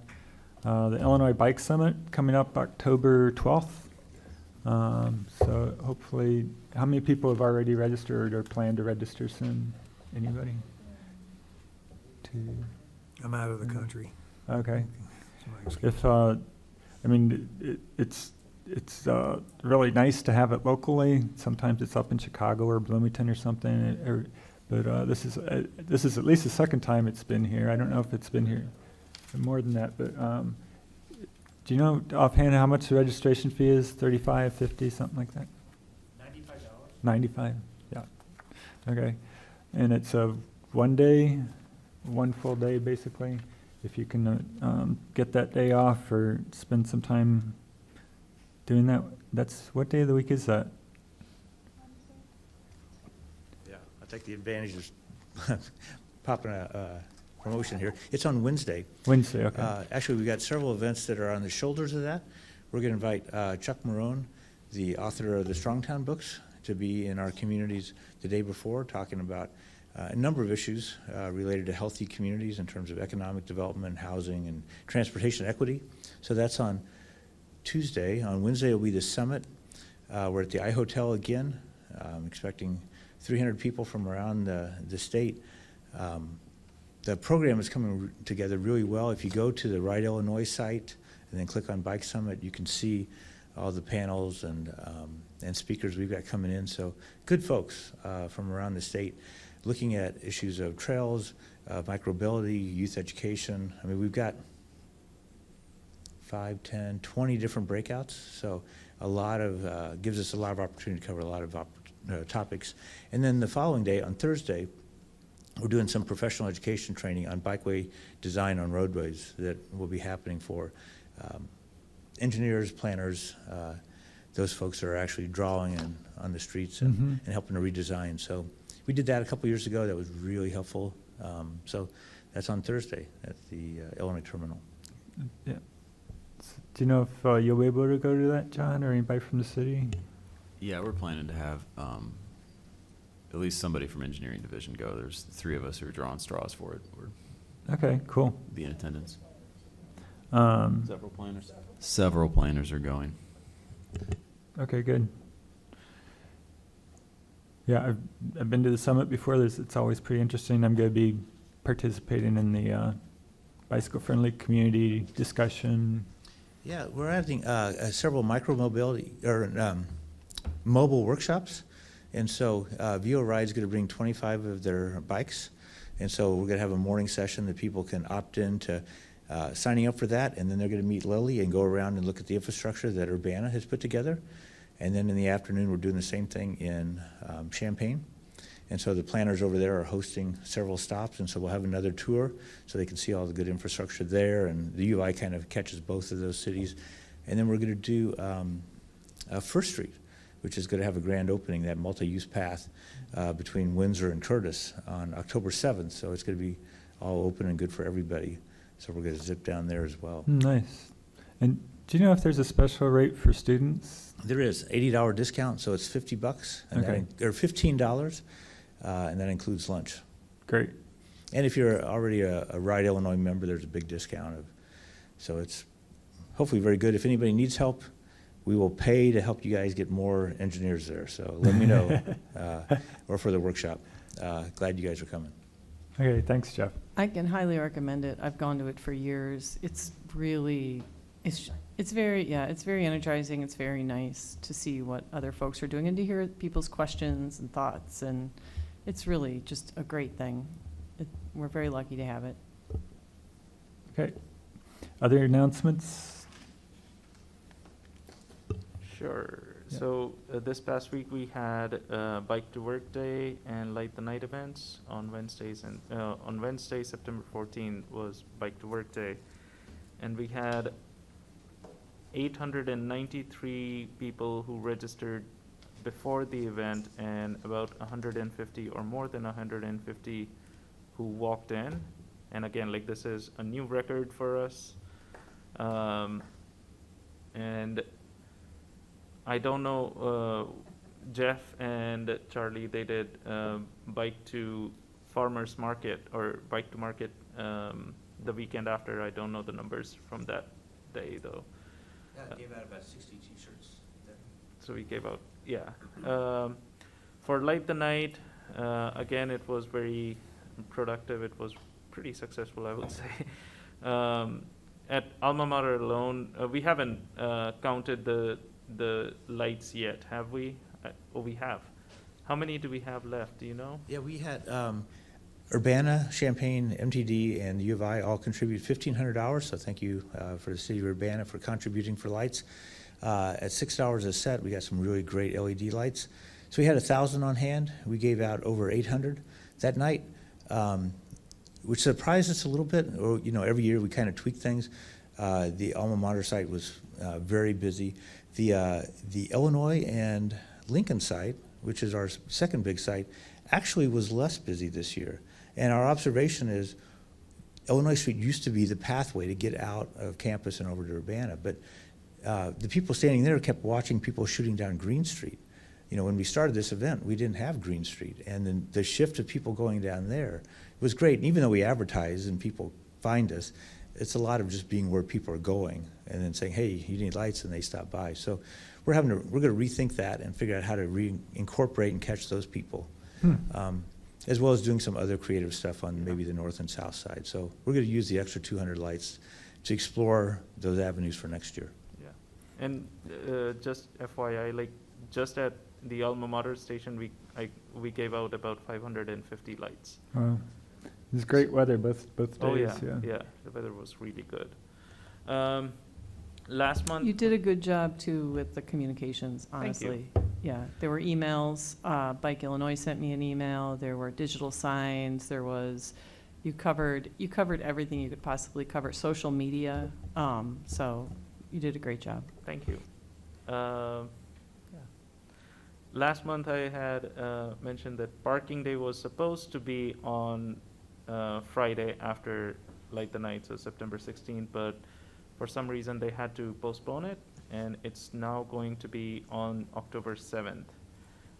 Again, it is organized by students in student planning organization, and it's going to be held at the intersection of 6th and Healy? 6th and Healy, yes. And we already covered Bike Summit. The Savoy's First Street multi-use path, that's the inauguration is October 7th, as Jeff mentioned. Great. Also, last week, the Ogden section of the Kickapoo Rail Trail had a grand opening. And so there's still this section as you leave St. Joe and have to go across the railroad tracks and under the bridge to, we're ready to do that engineering-wise. Now we have to find another pile of money. But from Ogden all the way to the county line is done, so we're celebrating another segment on the Yeah, I wrote it Kickapoo Rail. yesterday. I had to write around barricades, so they still have the road closed signs up. That's funny. I don't know. It was completely done. Yeah. Maybe it has been inspected or something, but Mhm. it's nice. Very nice. Any other announcements? Okay. Future topics. Anybody have any suggestions for future topics? I was thinking maybe we could do a look together at the progress on BPAC goals and see if we can check any off and look at them Okay. at one time.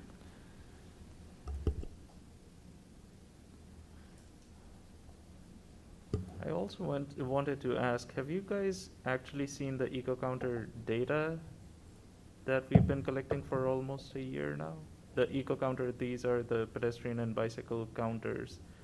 We have 4 locations that we have placed those already. And hopefully in the next year, I'll have like all 12 corridors that MCOR requires us. Okay. So have we looked at any of that data? Okay. I haven't seen it. Okay. I mean, I can do that. Yeah, Yeah. that'd be fun. Okay. Counter data.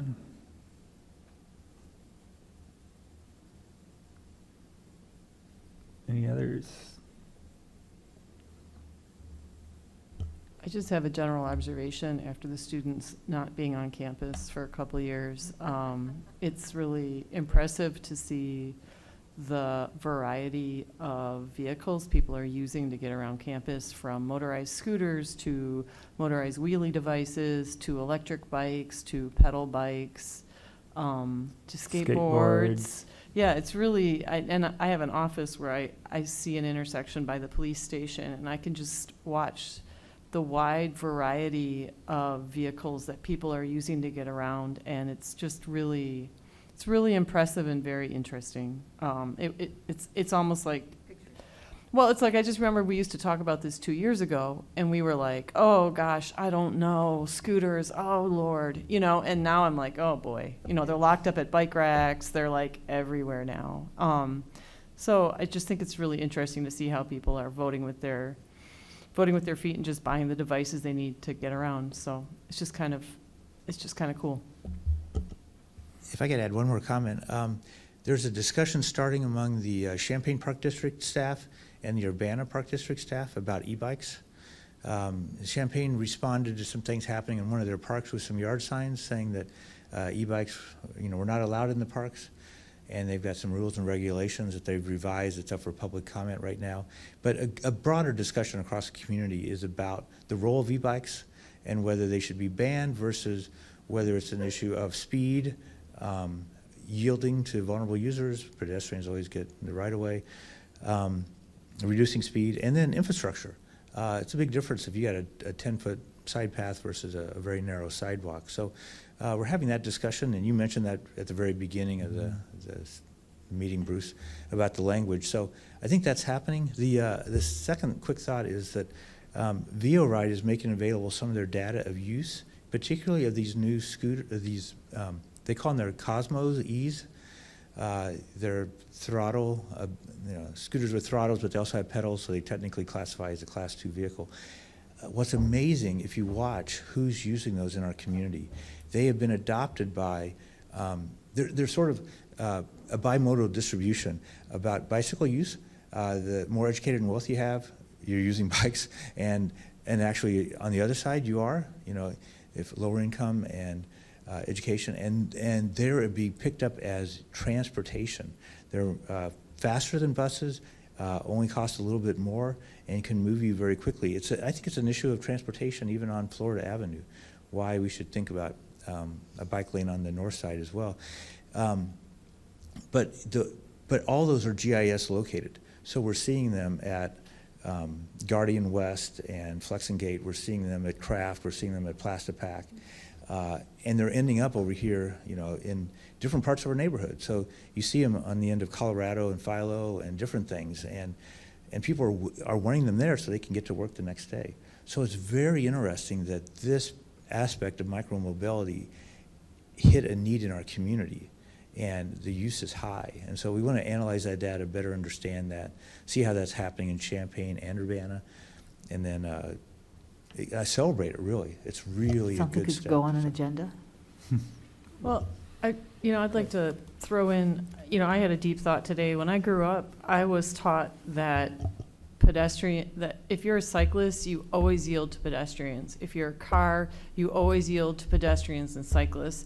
And it was just like, I grew up in Wisconsin. It was the rule. It is what you do. It would be like not saying please or thank you. And I really honestly felt, I really think like other people don't. I realized today when I was biking, I realized